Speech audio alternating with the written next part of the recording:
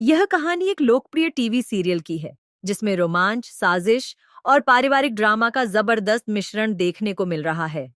कहानी का केंद्र है देव, वसुधा और मेघा के बीच का त्रिकोण, जिसमें हर किरदार अपनी चालें चल रहा है। वर्तमान ट्रैक में दिखाया जा रहा है कि देव अब मेघा के साथ प्यार का नाटक करेगा, ताकि मेघा उस पर पूरी तरह भरोसा कर ले और अपनी सच्चाई खुद उजागर कर दे। इस प्लान में देव का साथ दे रहे हैं वसुधा, अविनाश और दिव्या। देव अब इस झूठे रिश्ते की आड़ में मेघा के दिमाग को पढ़ने और उसकी चालों को समझने की कोशिश करेगा। दूसरी ओर मेघा एक बहुत ही चालाक और शातिर लड़की के रूप में सामने आ रही है, जो वसुधा के हर एक कदम पर नजर रखती है और उसे नीचा दिखाने की पूरी कोशिश करती है। हाल ही में वसुधा के साथ कुछ गुंडों ने बदतमीजी की और उनके चेहरे पर स्याही फेंकी, लेकिन मेघा ने ही उन गुंडों को छुड़वा लिया। जब वसुधा ने यह बात परिवार के सामने रखी, तो उल्टा मेघा ने वसुधा को ही दोषी ठहरा दिया।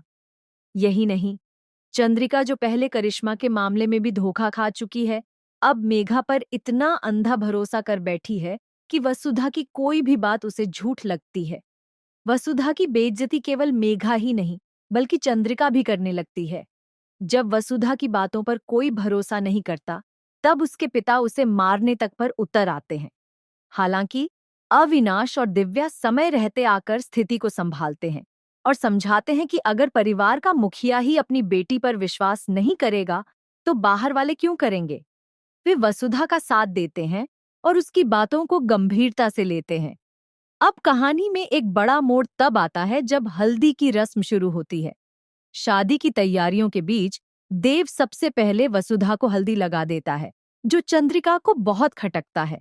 इस घटना से शायद चंद्रिका को सच का एहसास हो, या फिर वह अब भी मेघा के झूठ के जाल में फंसी रहेगी। वसुधा को यह समझ आ गया है कि मेघा कुछ बड़ा गलत करने की तैयारी में है, इसलिए वह अब पूरी समझदारी और सूझबूझ से मेघा का पर्दाफाश करना चाहती है। कहानी अब इस मोड़ पर पहुंच गई है जहां हर पल एक नया ट्विस्ट लाने वाला है।